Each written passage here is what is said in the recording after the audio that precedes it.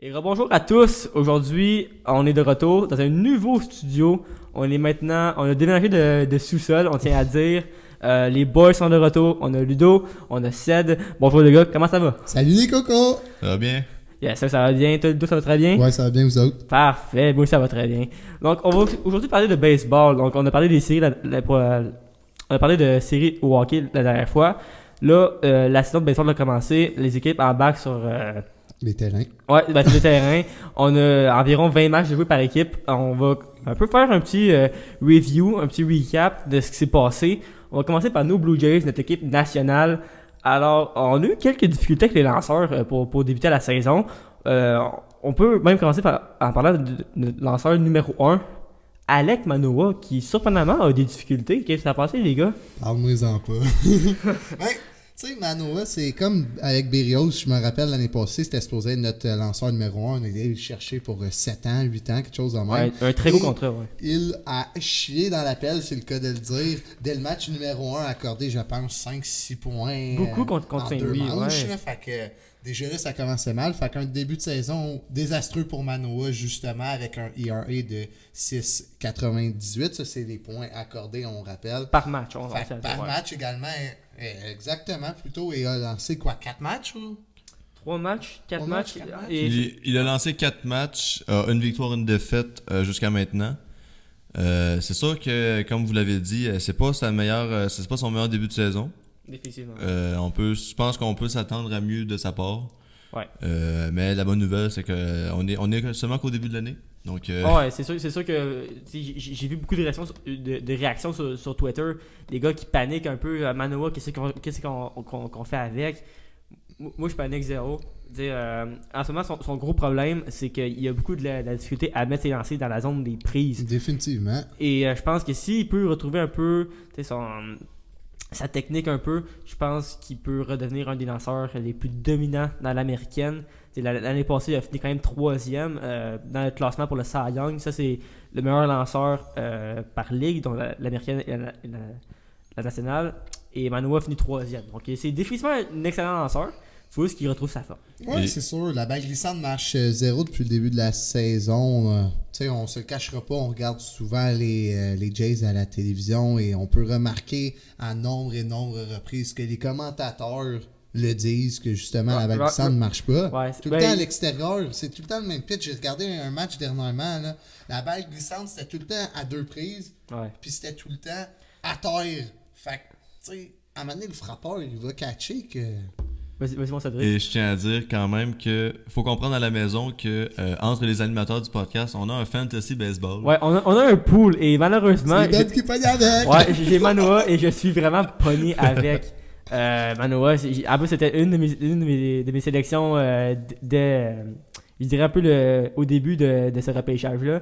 Et en ce moment, je suis un peu déçu. C'est sûr que c'est pas évident, on voit un lanceur qui a des difficultés comme ça. Mais bon, j'ai hâte de le sauver pareil. Et parlons maintenant d'un frappeur qui est en feu totalement. Et je pense même que c'est inattendu. Matt Chapman, de voir le 3e but. J'ai pas fini de parler de mes lanceurs. Vas-y, Mais- t'as non, d'autres c'est affaires à pas- dire? Ben, oui, mais non. Là, on peut parler de Matt Chapman tout de suite, là, puis on reviendra au lanceur plus tard, effectivement. Matt Chapman, je le rappelle à ceux qui suivent pas trop le baseball ou à ceux qui le suivent mais qui le savent pas, est en fin de contrat. On l'a signé pour 2 ans, 5-6 millions, là, quelque chose de même, avant Ouais. que ce soit plus. Là.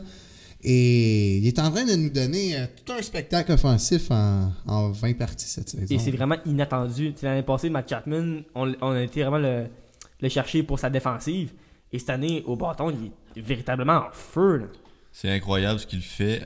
5 longues balles en 20 matchs, en 18 matchs en fait.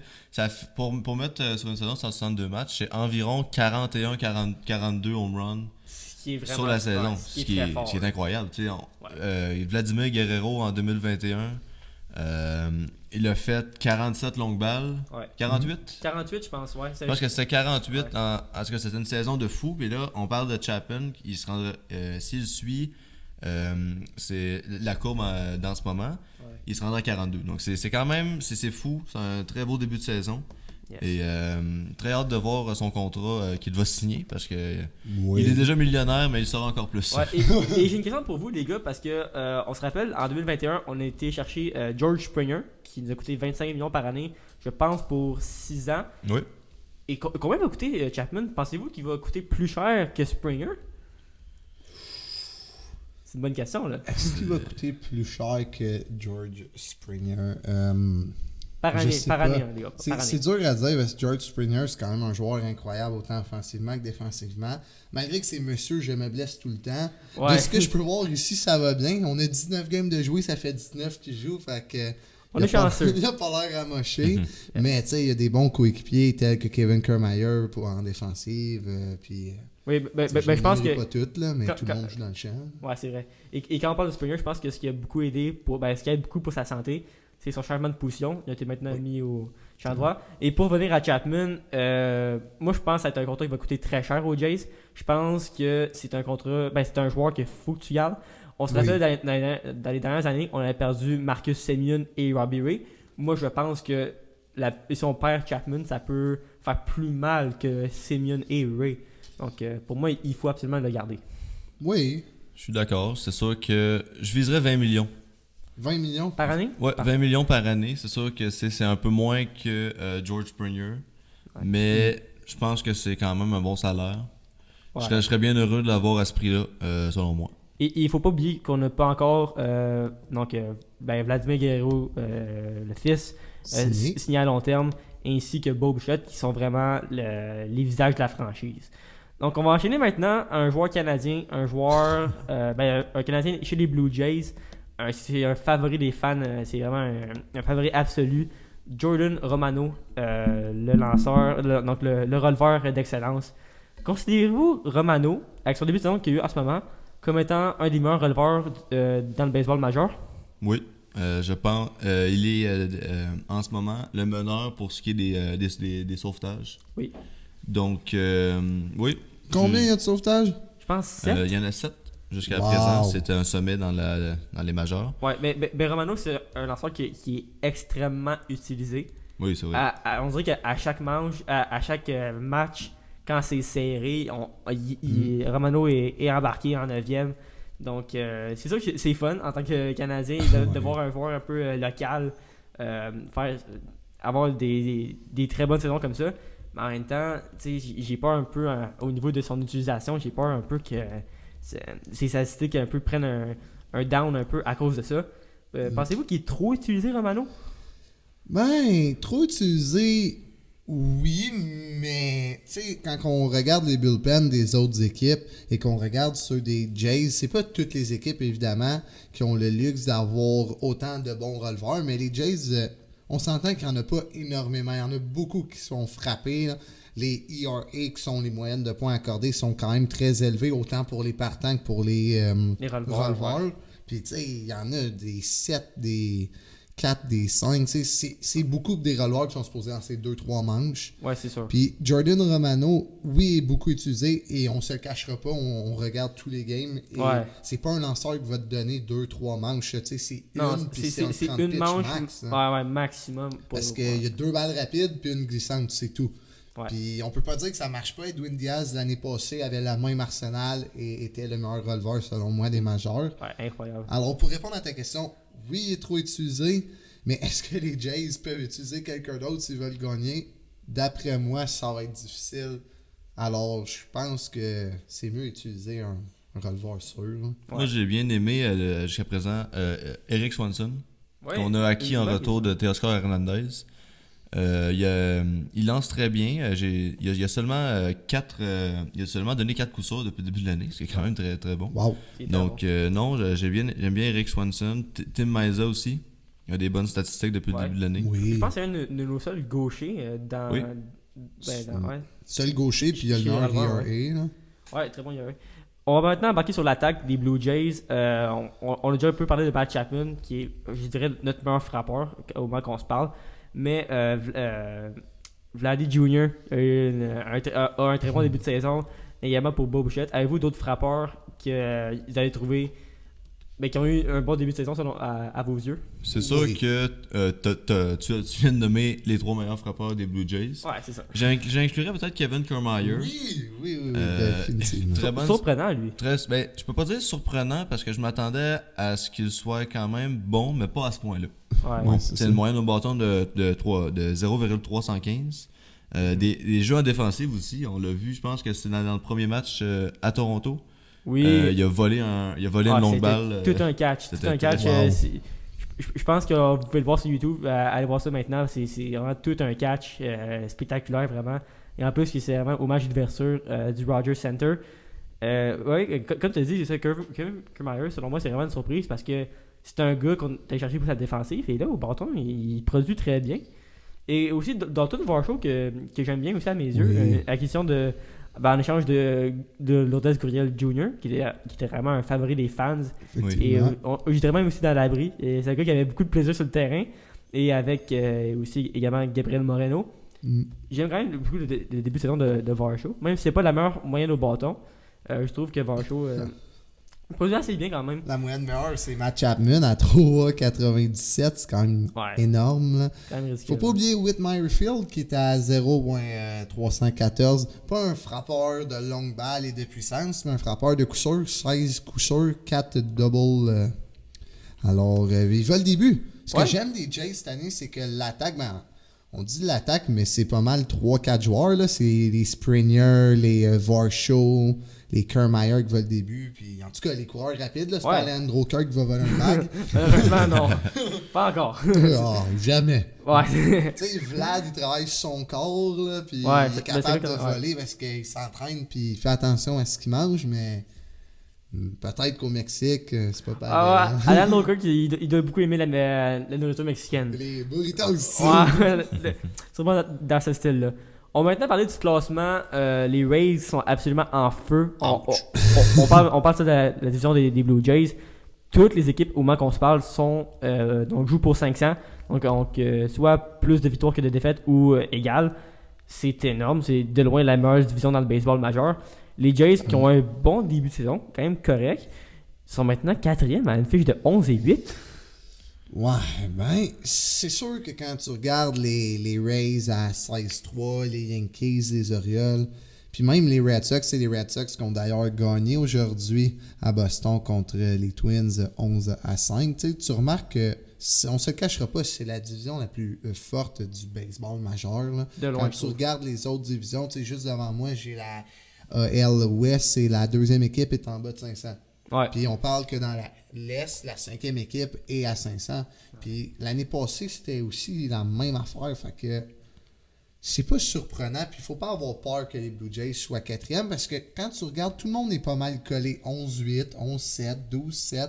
À part les Rays qui ont pesé sur le gaz dans ce début de saison, là, tout le monde peut rattraper tout le monde. Puis même les Red Sox, même s'ils n'ont pas nécessairement l'équipe pour, mais ça c'est un autre débat.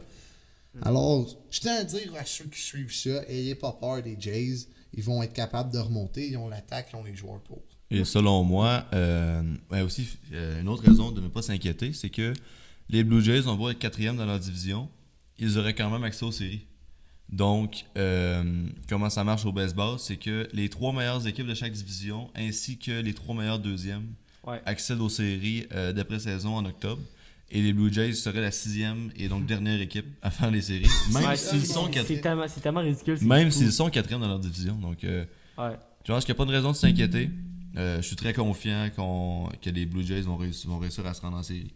Merci de me rassurer, les gars, par rapport à la position des Blue Jays. Ben, ça fait un bout là, que j'ai vu les Orioles en haut des Blue Jays. Là. C'est sûr que ça fait un petit bout qu'on n'a pas vu ça. Je tiens à dire quand même que l'année passée, 3 équipes de la AL East étaient en série et les Orioles ont failli être la 4e équipe de cette division. C'était pas loin. En série, c'était pas trop loin. Yes. Je pense que vous avez un autre sujet à parler. On va parler des Aces d'Oakland, les pires équipes du baseball majeur actuellement, qui ont une fiche de 3 victoires et je pense 16 défaites. Pire équipe et de loin. C'est affreux, mais tu sais, le joueur le plus payé et le joueur, tu sais... Comment je pourrais te dire ça? Le joueur le plus payé de ce club-là, c'est pas cher, non? C'est une équipe qui ne dépense pas beaucoup d'argent. Et en lien avec ça, ça fait beaucoup de rumeurs depuis l'année passée. Les A's d'Oakland Donc les Athletics, ils ont beaucoup de rumeurs au fait qu'ils peuvent déménager à Las Vegas. Donc ça ferait une autre équipe sportive à Las Vegas. Et quand tu regardes bien le dossier des Aces d'Oakland, c'est affreux. Il y a personne au stade de baseball. Je comprends vraiment pas comment que les propriétaires font pour diriger Oakland de cette manière-là. Donc diriger le. C'est affreux, hein? C'est horrible à voir quand tu vois ça. C'est triste.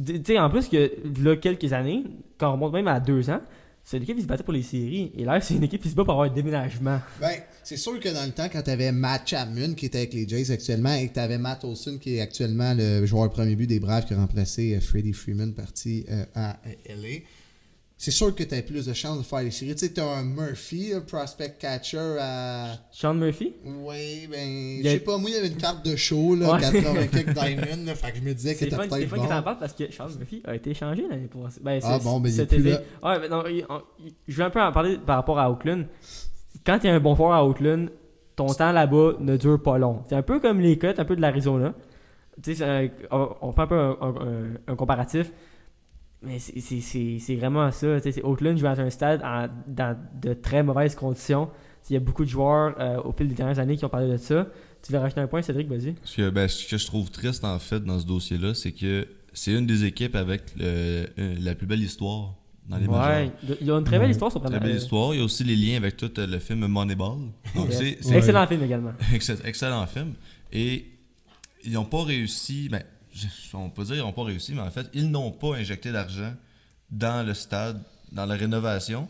Et c'est ça qui fait que ça a beau être un des stades les plus mythiques du baseball majeur. C'est un stade et une organisation qui voit à l'échec. C'est sûr. Ben, tu sais, c'est même pas. Il n'y a rien qui. Rien ne va bien à Oakland. C'est vraiment drôle à dire. En plus que tu as mentionné l'histoire. Oui. Tu sais, c'est une équipe qui a eu de très bons joueurs. Bon, pas tous naturels, quand on parle de Mark McGwire et Jose Canseco. Mais on peut parler de Dennis Eckersley, un des meilleurs releveurs de l'histoire du baseball. Raleigh Fingers également. Ricky Anderson. Meilleur valeur de but. Et je l'avais carrément oublié en plus. Merci de le mentionner. C'était un incroyable joueur de baseball. Et là, ça se pourrait qu'on voit cette équipe-là aller à Vegas. Et pensez-vous qu'ils vont garder le nom Athletics? Wow. Je penserais pas. Tant qu'à déménager dans la ville du spectacle, mets un beau nom, là, quelque chose. Mais pendant que tu le dis, c'est vrai que les Aces d'Oakland, ce serait un nom qui fitterait très bien avec Vegas. Donc on parle de Aces Casino. C'est vrai que ça fitterait Les bien. Aces de C'est vrai Vegas. qu'on en parle. Ce serait un beau nom. Sauf que je pense que si la franchise déménage à Vegas, on va parler d'un changement de culture. Moi, je suis Ouais. sûr. Là, on a vu avec un article qui est sorti récemment aujourd'hui, la franchise des Aces d'Oakland ont acheté un terrain de 49 acres à Las Vegas dans le but de construire un stade d'une valeur de 1,5 milliard de dollars.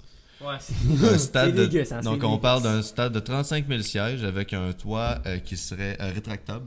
Wow! Ce serait, selon moi, un des stades, évidemment, ça va être un des stades les plus récents, Ouais. C'est sûr. mais qui va avoir l'air un stade un peu futuriste, je dirais. Ouais. Un peu comme le SoFi Stadium à Los Angeles, selon moi. Oui. Ouais, je pense à Los Angeles, c'est ça? Ah ouais, donc ouais. le stade des Rams. Yes. Donc magnifique stade. je pense que ça va être un stade magnifique. Oui. Et si le projet se concrétise, je pense que ce serait bon pour le baseball majeur. C'est triste que la franchise d'Oakland déménage. C'est triste pour les fans également. C'est très triste pour les fans. Ben, il n'y en a pas tant dans les Ben, estrades, ben- anyway. là. Ben, ok, exemple. Ludo, c'est fun que tu dises ça, mais ok. Si on serait des résidents de Oakland et qu'on serait des fans des Aces, est-ce que tu irais voir les matchs? Oui, parce qu'ils sont pas bons, pis ça coûte pas cher, mais je compterais pour l'autre équipe. Pas pour les Aces. Ouais, ça c'est sûr. Ben, 1,5 billion, tu payes même pas tes joueurs, fait que, tu sais. Ouais. Mais il faut changer effectivement pour les Aces parce que là, ça fait juste être dégradant à chaque année. Puis Ouais, faut que ça finisse. Fait qu'on va dans la ville du spectacle, on fait un beau logo avec une carte à l'os de pique. c'est fou. Il y a un 2 de pique là, pour le club, là, ça peut être pas pire. On parle de la carte. On parle pas de. On parle pas d'une personne. Ça sera un premier déménagement depuis les expos de Montréal à Washington. Alors, Yes. Ça fait quoi? pourquoi pas? Ça, je pense que c'était en Ben, en fait, la première saison des Nationals, c'était en 2005. Ah, ok, fait que Donc, tu dans l'as 2004, en ouais. 2004. Exactement. Parfait. Mais tu sais, un stade futuriste, je dis pas non, là, ça serait beau dans les majeurs. Là. Tu sais, Ouais. je sais que la NFL a pris les devants avec le Mercedes-Benz Stadium à Atlanta, le SoFi Stadium à LA. Fait que tu sais, c'est sûr que ça pourrait être beau pour les majors avoir un stade Ouais. d'une telle ampleur. Et puis, tu sais, à Vegas, le monde va aller voir ça. C'est comme les Golden Knights. Ouais, ça. ça reste, Les ça, reste que, Raiders. ça reste que à Vegas, c'est d'abord et avant tout un spectacle. Donc, Ouais, c'est ça. Il va y avoir des jeux de lumière, là. ouais. Puis Tout le le monde kit. va être là pour, pas pour le baseball, mais pour la bière. puis- Ouais, le spectacle. Pour le gros fun. Yes. On rentre maintenant dans Oh. le sujet du moment, le sujet chaud dans le baseball, le retour d'un joueur excellent, Fernando Tatis Jr., le phénomène de 24 ans, excusez-moi. Yeah. Il a fait ses retours depuis... donc, sa dernière saison complète était en 2021. Il n'a pas joué 2022 à cause de blessures et d'une suspension pour dopage. Ouais. Et aujourd'hui, en ce jeudi 20 avril, il fait son retour à San Diego. Yes! Êtes-vous excité de revoir Fernando Tatis Jr. sur le terrain de baseball, les gars? Ben, lui, il pourrait jouer à Vegas, c'est un joueur de spectacle. fait que, Ouais, ça reste que pour moi, il fait très bien à San Diego. ouais, ton jersey s'en vient dans pas long. Ouais, mon chandail, yes. De, Hey, toute- quand de même toute que- façon, avec le contrat qu'il a signé, il va être à San Diego. Il va encore rester là longtemps. longtemps. Je pense qu'en 2035, ça se finit. Ah, C'est quelque chose de fou, fou, C'est là, ridicule. Ouais, il va être un papy. Mais Un tant page, ouais. mieux, je suis content qu'il revienne. T'sais. Moi, d'après moi, le dopage, là, t'sais, c'est un autre débat, là, puis on en parlera tantôt, là, mais Ouais. t'sais, ça aurait pas dû être de même. Fait que je suis content qu'il puisse revenir. T'sais, on s'entend, il a excellé au niveau 3, moyenne de 515. Il a tellement excellé Ouais. que son compatriote Vladdy Jr. a posté sur sa page Instagram, sa story Instagram, je devrais dire. Ses statistiques dans le 3A étaient Ridicule. Je parle pas espagnol, là, mais avec les points d'exclamation qu'il avait, ça avait l'air de wow, tu sais. Ouais. Fait qu'il félicitait pas mal son compatriote. Fait que c'est incroyable. Seb, tu peux nous citer ses stats, là? Mais c'était fou. Ben écoutez, en 8 matchs, c'est 7 longues balles, 15 points produits, c'est 17 coups sûrs, donc c'est des statistiques incroyables. Évidemment, c'est un des meilleurs joueurs du baseball majeur, donc si on parle contre des joueurs des ligues mineures, c'est Ouais. sûr qu'on s'attendait à ce qu'il Ouais. explose, mais de cette façon, Donc, tu parlais un peu de Tatis, ça, il jouait au niveau 3A. Le niveau 3A, c'est un peu l'équivalent de la Ligue américaine hockey. au hockey. C'est un peu c'est le niveau juste en dessous de la Ligue nationale. Et il excellait, Fernando Tatis. Donc, ça va être très fun de le voir jouer. Il joue contre les Diamondbacks ce soir, très tard. Je sais pas si le match est télévisé. J'espère que oui. Parce que c'est définitivement un match que je vais regarder. Et c'est un de mes joueurs préférés, Tatis. C'est un joueur électrisant. Ça devrait être un joueur que vous regardez constamment. C'est capoté, ses jeux. Au bâton, c'est un excellent frappeur. Et c'est définitivement, selon moi, peut-être le visage du baseball, peut-être. S'il peut être en santé et jouer tout le long de l'année, c'est sûr, selon moi, que c'est le visage du baseball majeur. Et là, j'ai parlé brièvement un peu de dopage tantôt. Il a été suspendu 80 matchs, ce qui est le maximum, je pense, que tu peux avoir au baseball majeur, pour dopage. Donc, Tatis était blessé à la main, je pense. Il a pris une substance qui est évidemment bannie pour se rétablir de sa blessure plus rapidement. En gros, c'était ça l'histoire. Et il a évidemment été attrapé. Il y a eu 80 matchs de suspension. C'est un bandit. Ben, j'avais le mot caught en anglais dans ma tête. Et caught, pour moi, c'est attrapé. Donc, c'est fait prendre. la traduction dans ma tête, c'est faite vite fait. Et donc, Tatis revient ce soir. Sa suspension est officiellement purgée. Considérez-vous Fernando Tatis comme étant un tricheur? Ça, c'est un peu un petit débat que je vous lance. Bon, premièrement, c'est pas le visage du baseball, c'est Shohei Ohtani. Ok, d'abord. Deuxièmement, c'est... Quand tu te mets à sa place, est-ce que tu considères qu'il a triché? Tu sais, mettons, moi, je me dope parce que je suis curieux d'avoir mal. Pas pour frapper des bombes à 500 pieds du marbre comme il est capable de faire. Tu sais, peut-être pas 500 pieds, mais tu sais, un bon 430, 450.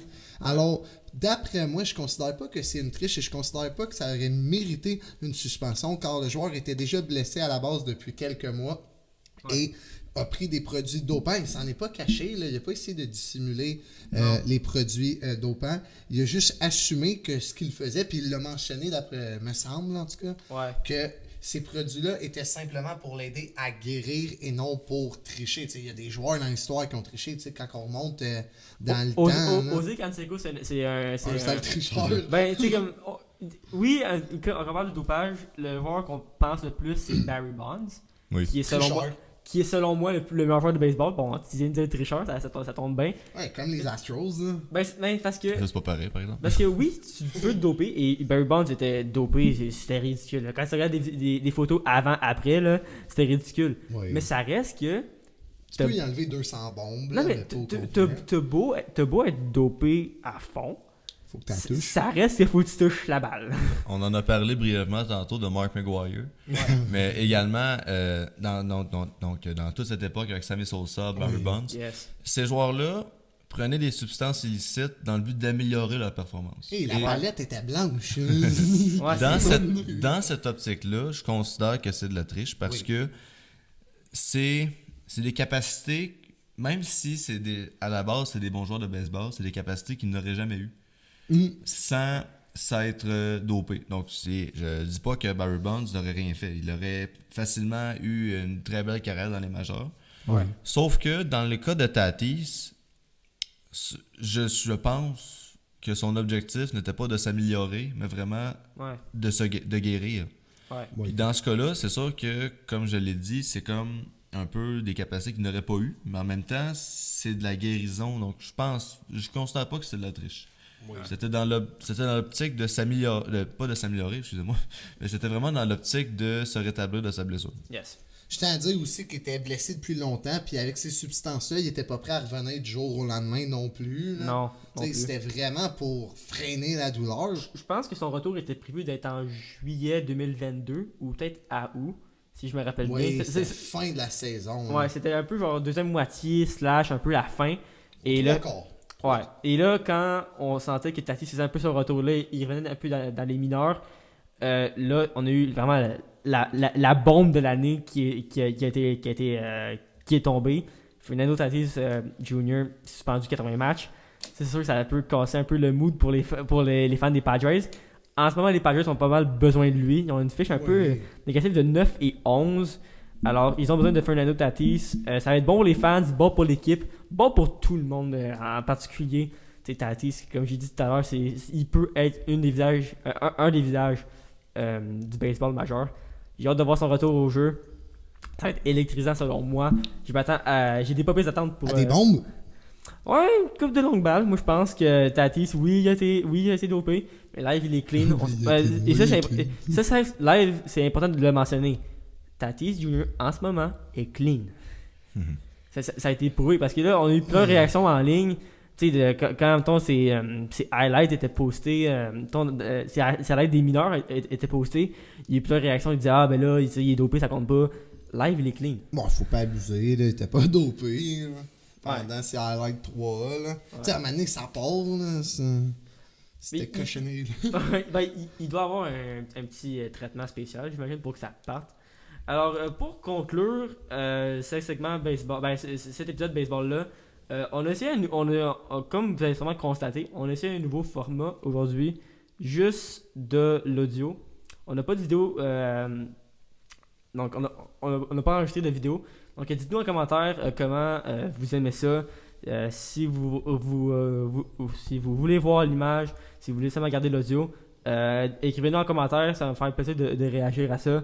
Et encore une fois, merci à tous qui écoutent ce podcast-là et à la prochaine.